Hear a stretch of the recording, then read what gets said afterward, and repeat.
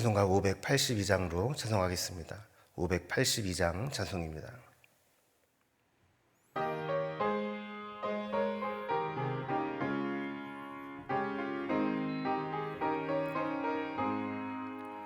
어두운 밤 마음에 잠겨 역사의 어둠 짙었을 때에 계명성 동쪽에 밝아 이 나라 여명이 왔다.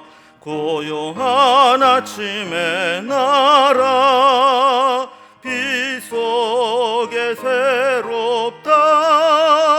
이 빛 삶 속에 얽혀 이 땅에 생명 탐노아간다. 옥토에 뿌리는 깊어 하늘로 줄기가 솟을 때 가지잎 홍만을 헤어 그 열매 만민이 산다. 고요한 아침의 나라 일꾼을 부른다. 하늘 씨앗이 되어 역사의 생명을 이어가리. 맑은 샘 줄기 용솟아 거칠은 땅에 흘러 적실 때 기름진 푸른 벌판이 눈앞에 활짝 트인다. 고요한 아침의 나라 새 하늘 새 땅아 길이 꺼지지 않는 인류의 횃불 되어 타거라. 말씀은 구약성경 느헤미야서 1장 1절에서 11절까지 말씀입니다. 느헤미야 1장 1절에서 11절까지 말씀을 제가 봉독하겠습니다. 하가랴의 아들 느헤미야의 말이라.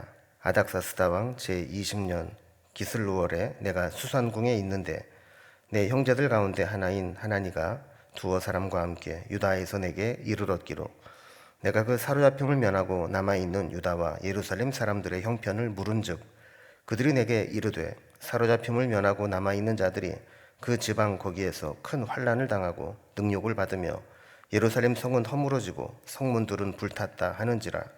내가 이 말을 듣고 앉아서 울고 수일 동안 슬퍼하며 하늘의 하나님 앞에 금식하며 기도하여 이르되 하늘의 하나님 여호와 크고 두려우신 하나님이여 주를 사랑하고 주의 계명을 지키는 자에게 언약을 지키시며 긍휼을 베푸시는 주여 간구하나이다. 이제 종이 주의 종들인 이스라엘 자손을 위하여 주야로 기도하오며 우리 이스라엘 자손이 주께 범죄한 죄인들을 자복하오니 주는 귀를 기울이시며 눈을 여시사 종의 기도를 들으시옵소서. 나와 내 아버지의 집이 범죄하여 주를 향하여 크게 악을 행하여 주께서 주의 종 모세에게 명령하신 계명과 율례와 규례를 지키지 아니하였나이다. 옛적에 주께서 주의 종 모세에게 명령하여 이르시되 만일 너희가 범죄하면 내가 너희를 여러 나라 가운데에 흩을 것이요 만일 내게로 돌아와 내 계명을 지켜 행하면 너희 쫓긴 자가 하늘 끝에 있을지라도 내가 거기서부터 그들을 모아 내 이름을 두려고 택한 곳에 돌아오게 하리라 하신 말씀을 이제 청하건대 기억하옵소서. 이들은 주께서 일찍이 큰 권능과 강한 손으로 구속하신 주의 종들이요 주의 백성이니이다. 주여 구하오니 귀를 기울이사 종의 기도와 주의 이름을 경외하기를 기뻐하는 종들의 기도를 들으시고 오늘 종이 형통하여 이 사람 앞에서 은혜를 입게 하옵소서 하였나니 그때에 내가 왕의 술관원이 되었느니라. 아멘. 오늘부터 저희들이 느헤미야의 말씀을 살펴보게 됩니다. 느헤미야는 포로에서 3차 귀환한 내용을 다루고 있습니다. 느헤미야는 원래 히브리 성경에는 에스라와 한 권의 책으로 되어 있었습니다. 그 얘기는 에스라와 연관성이 있다는 것이죠. 그래서 에스라서가 1차, 2차 포로 귀환의 이야기를 다룬 것이라면 이제 느헤미야는 3차 포로 귀환을 다루고 있습니다. 1차 포로 귀환은 스룹바벨의 인도로 백성들이 돌아오게 되는데 돌아와서 저들이 성전을 재건하게 됩니다. 그리고 2차 에스라의 인도로 돌아온 저들은 신앙의 개혁 운동을 일으키게 되죠. 근데 세월이 흐르면서 그들에게 들려온 소식은 안 좋은 소식들이 들려오게 됩니다. 예루살렘의 성벽이 무너지고 성벽이 불타면서 성문이 다 무너지게 되었고 그로 인해서 예루살렘 성을 보호하는 보호막이 없어지게 되자 큰 환난을 당하고 능력을 받게 되었다 하는 겁니다. 그러면서도 그것들을 복구할 생각을 하지 못하고 주저앉아만 있었다는 이야기를 듣게 됩니다. 하나님은 아닥사스다 왕의 술 관원으로 높은 관직에 오른 이 느헤미야에게 이 소식이 들려지게 하고 또 그로 인해서 돌아가서 예루살렘 성을 재건할 마음을 품게 하셨습니다. 그래서 그 소식을 들었을 때 느헤미야는 금식하고 기도하면서 회개하고 예루살렘 성벽의 재건과 신앙의 개혁을 이룰 수 있게 해달라고 하나님 앞에 기도하고 기도한 대로 그 길이 열려서 3차 포로 귀환을 인도에서 돌아와 성벽을 재건하게 됩니다. 오늘 그 첫 번째 1장으로서 오늘 1장에 살펴볼 내용을 본문을 단락별로 구분을 해보면 먼저 1절에서 3절까지는 예루살렘 성이 이렇게 황폐하게 되었다 하는 소식을 느헤미야가 듣게 됩니다. 그리고 4절에서 7절까지는 그 소식을 들은 느헤미야가 슬퍼하고 금식하며 회개하는 모습이 나오게 됩니다. 그리고 8절에서 11절까지는 하나님이 하신 말씀을 의지해서 이제 회복을 구하는 기도가 이어지게 됩니다. 이런 내용으로 오늘 본문을 살펴봅니다. 첫 번째 단락입니다. 예루살렘 성이 황폐하게 되었다는 소식을 느헤미야가 듣게 되는 과정입니다. 처음에 이제 1절에 3절은 예루살렘으로 느헤미야가 돌아가게 되는 그런 결심하게 된 계기를 설명합니다. 1절에 보면 하가랴의 아들 느헤미야의 말이라 하면서 느헤미야는 지금 아닥사스다 왕 제20년 기슬루월의 수산궁에 있었다 이렇게 기록을 합니다. 이 느헤미야는 이름의 뜻이 여호와께서 위로하신다라는 의미입니다. 여호와께서 위로하신다는 그의 이름의 뜻처럼 느헤미야는 지금 예루살렘에 남아있는 유대 백성들이 외부의 공격과 약탈로 시름에 빠져 있을 때 힘써 성벽을 재건하고 또 정치적 안정을 이루어서 백성들에게 하나님의 위로를 전하려고 했던 그런 사람을 나타냅니다. 1절 뒷부분을 보면 느헤미야가 이제 수산궁에 있었다 그러는데 이 수산이라고 하는 것은 페르시아의 4대 수도 중 하나였고 특별히 겨울 궁전이 있었던 곳입니다. 11절 말씀을 보면 그때 느헤미야가 왕의 술 관원이 되었느니라 하면서 이 수산궁에서 이제 술 관원으로 왕을 섬기고 있었다라는 것을 알게 됩니다. 그런데 그때 이 느헤미야의 마음을 이제 무겁게 하는 소식이 들려지게 됩니다. 2절에 보면 느헤미야의 형제 중 하난이라는 이가 몇몇 사람과 함께 유다로부터 이 수산궁으로 함께 오게 됩니다. 아마도 유다의 형편이 너무 어려웠기 때문에 왕궁의 고위직으로 있었던 느헤미야에게 알리기 위해 찾아온 것이 아닌가 싶습니다. 하나니가 형 느헤미야를 찾아 먼 길을 달려와서 예루살렘의 이제 실상을 알리게 되었고 느헤미야로 하여금 결단하게 한 것이죠. 그렇게 들리는 말씀이 무척 참혹한 말이 들리게 됩니다. 형편이 어떠냐 물었더니 3절에 그들이 내게 이르되 사로잡힘을 면하고 남아있는 자들이 그 지방 거기에서 큰 환난을 당하고 능력을 받으며 예루살렘 성은 허물어지고 성문은 불탔다 하는지라 그랬습니다. 원래 이제 성이 있으면 그 성에 이제 성벽을 쌓습니다. 이 성벽을 쌓는 것은 외부의 공격으로부터 보호하기 위해서 만드는 보호 장치인데 성벽이 무너진 채로 있었던 겁니다.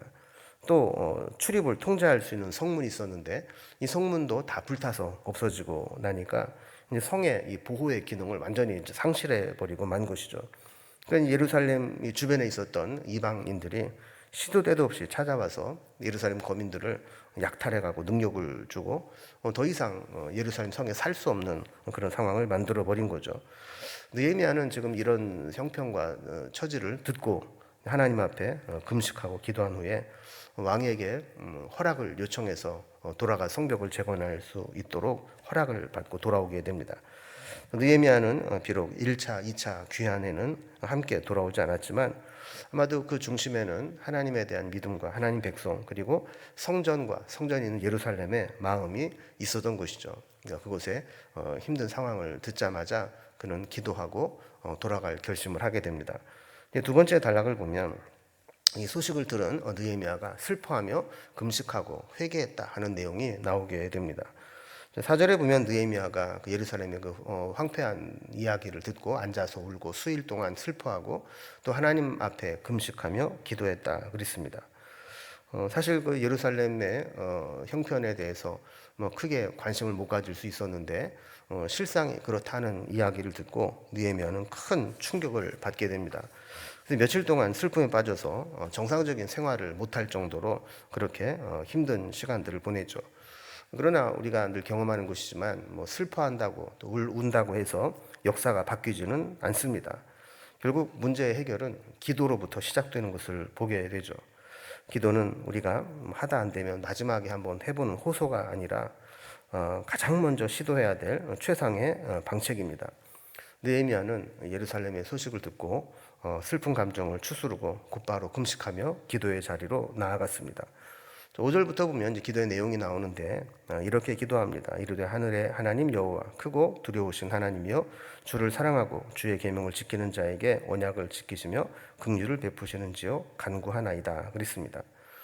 기도에 있어서 가장 중요한 요소 중에 하나는 우리의 하는 기도를 들으시는 분이 어떤 분인가에 대한 신앙의 고백을 분명하게 하는 것이죠.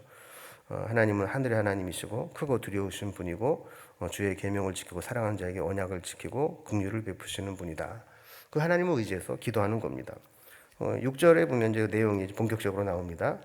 주의 종들인 이스라엘 자손을 위하여 주야로 기도합니다. 그러면서 우리 이스라엘 자손이 주께 범죄한 것을 자복하오니라고 기도합니다.